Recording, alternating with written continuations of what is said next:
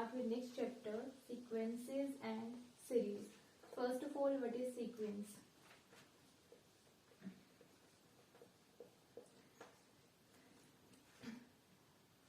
Only thing to remember here is in sequence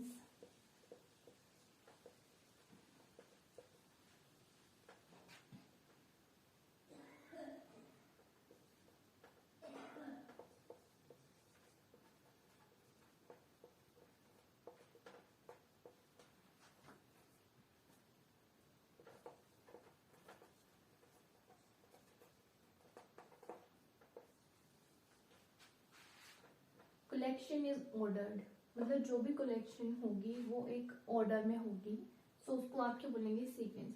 for example, mathematical example, अगर देख रखा है 2 4 6 8 so on. So this is a sequence of even numbers and the collection is ordered, क्योंकि यहाँ पे ये भी even है, ये भी and ये भी even है, so ये collection क्यों है? इसकी ordered collection है. फर्स्ट एग्जाम्पल, सेकेंड एग्जाम्पल है 1 3 5 7 so on. So this is again a sequence of odd number, again the collection is ordered. ठीक है. Daily life example,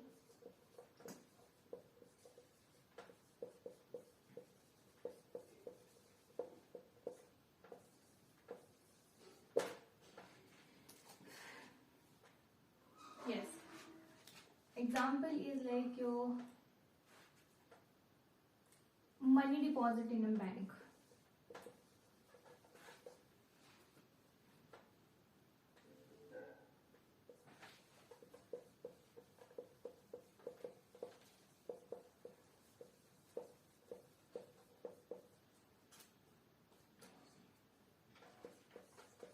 Over a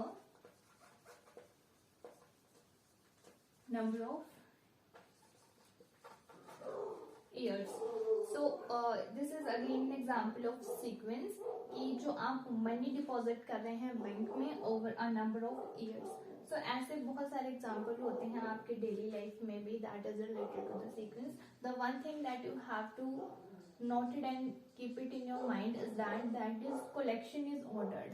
कोई भी कलेक्शन को हम उसको सीक्वेंस तभी बोलेंगे अगर वो कलेक्शन ऑर्डर्ड होगी.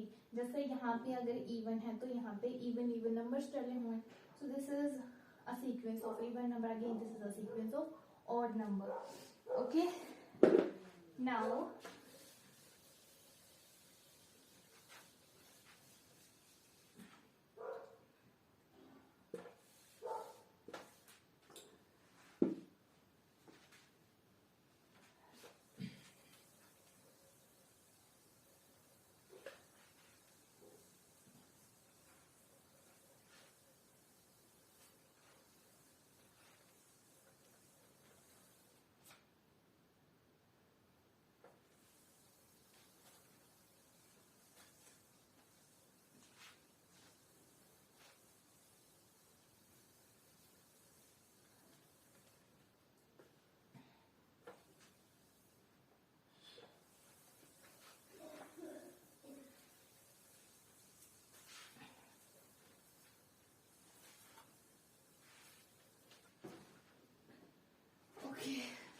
नाउ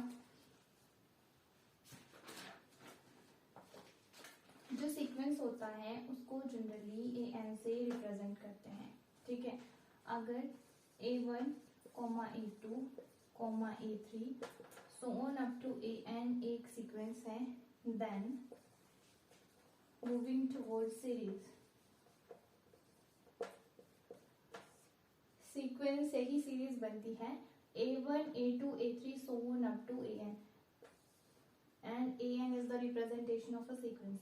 ठीक है. तो इसकी जो सीरीज बनेगी that is a1 plus a2 plus a3 so on up to plus an. तो ये क्या बनेगी? इसकी सीरीज बनेगी. ठीक है. नाउ ये जो सीक्वेंस है, अगर ये सीक्वेंस आपके पास ऐसे देके रखा होता कि a1 plus a2 plus A3 plus so on up to plus AN plus so on। तो सॉरी ये आपकी सीरीज बनती, ठीक है, प्लस वन। अगर जो आपका सीक्वेंस है वो क्या होता, A1 comma A2 comma A3 so on up to AN and so on, ठीक है। It means a series is finite, this one is, क्योंकि आपके पास कोई एक टर्म आ रही है एंड में, ठीक है, तो आपके पास जो सीरीज होगी वो फाइनाइट तब होगी जब जो आपका सीक्वेंस है वो फाइनाइट होगा, ठीक है। आज जो सीरीज फॉर्म होती है वो सीक्वेंस जो होगा तभी सीरीज फॉर्म होगी, ठीक है। तो अगर सीक्वेंस फाइनाइट है तो सीरीज भी फाइनाइट बनेगी। अगर आपके पास सीक्वेंस ही इनफाइनाइट देकर रखा है, ठीक है, तो जो सीरीज बनेगी वो भी इनफाइनाइट बनेगी। अब यहाँ पे ये याद रखना है कि सीक्वेंस को जो रिप्रेजेंट करते हैं हम वो जनरली AN से, ठीक है, AN इक्वल्स टू हमें ऐसे टर्म्स दे के रखी होती है, ठीक है। अब जो रिप्रेजेंटेशन ऑफ सीरीज होता है that is also sigma AK, K is equals to 1 to N।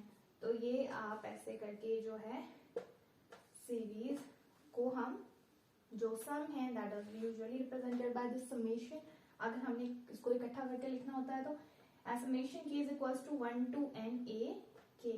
सो ये है आपका सीरीज को रिप्रेजेंट करने का फॉर्मूला यूजिंग समेशन। नाउ ठीक है, अब यहाँ पे क्वेश्चंस जो हैं आपके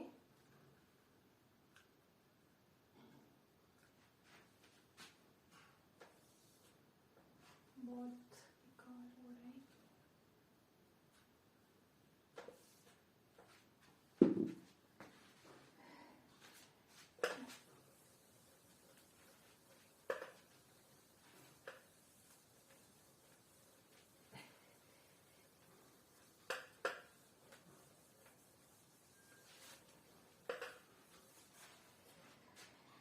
नाउ नेक्स्ट क्वेश्चन करते हैं। क्वेश्चन है आपके पास जो सीक्वेंस देके रखे हैं n is equals to 2n plus 5, ठीक है। आपने फाइंड आउट क्या करना है, यहाँ पे फाइंड 3 टर्म्स, ठीक है, 3 टर्म्स फाइंड आउट करने। सीक्वेंस ऑफ सॉल्यूशन 3 टर्म्स मतलब कि first 3 terms A1 A2 and A3। तो कैसे निकालेंगे, पहले A1 निकालेंगे। A1 is equals to 2 into N place of N 1 plus 5, 2 1 are 2 plus 5, this one is your 7। First निकल गया। Then A2 is equals to 2, N की जगह पे क्या आ जाएगा 2 प्लस अगेन 5, 2 2 are 4 प्लस 5, 5 और 4 कितने होते हैं 9, ठीक है। First 3 terms. Then A3 is equals to 2 into 3 plus 5, 3 2 are 6 plus 5, this is your 11। तो आपके पास जो आंसर आ रहा है द फर्स्ट 3 टर्म्स दे 4 टर्म्स आर क्या क्या टर्म्स आ रही है, फर्स्ट 7 देन 9 देन 11। सो 7 9 11 ये इसका आंसर है, ठीक है। सो आपके पास ऐसे सीक्वेंस देके रखा होगा and you have to find the terms. कितनी टर्म्स बोली हैं 3 टर्म्स बोली हैं, मतलब क्या निकालना है A1 निकालना है। कैसे रिप्रेजेंट करते हैं सीक्वेंस को, ऐसे करते हैं ना हम, अगर हमारे पास कोई A1, A2, A3 and so on up to AN करके सीक्वेंस देके रखा होता तो आपने यही है पहली 3 टर्म्स मतलब A1 निकालना है, A2 निकालना है, A3 निकालना है। तो जो सीक्वेंस देके रखा होगा उसी में ही आपने 1 2 एंड 3 वैल्यू सब्स्टिट्यूट करी and you will get your terms 7 9 and 11। Okay, now से क्वेश्चन नंबर नेक्स्ट क्वेश्चन है, you have given an is equals to n minus 3 upon 4, ठीक है। Again write down first 3 terms. Okay, तो first solution A1 is equals to 1 minus 3 upon 4, ठीक है।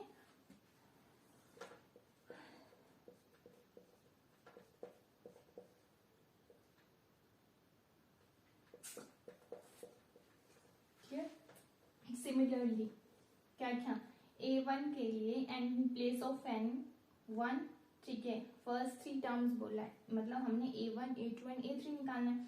तो again n की जगह पे क्या आएगा आपका, n की जगह पे आएगा 1, तो 1 minus 3 upon 4, 1 minus 3 that is equals to -2, क्योंकि बड़े के साथ माइनस इसलिए माइनस, देन इनको कट डाउन किया, this is equals to -1/2। Similarly जो आपकी सेकेंड टर्म निकलेगी वो क्या हो जाएगा, in place of n you have to put 2 minus 3 upon 4, this is again what 2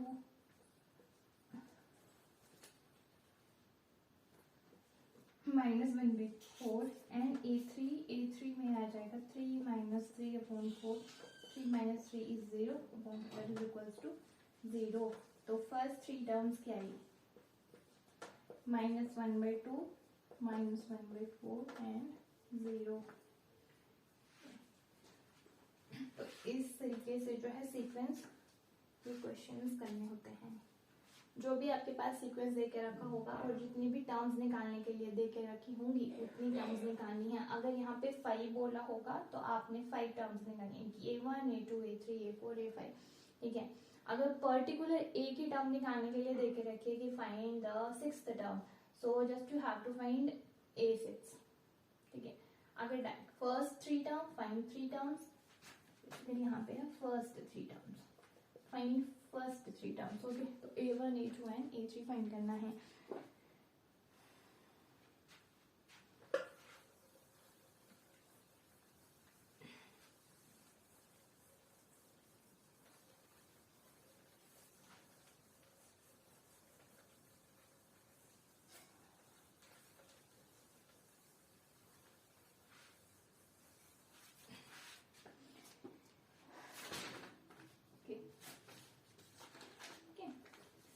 आगे क्वेश्चन और करते हैं कि क्वेश्चन है व्हाट इज द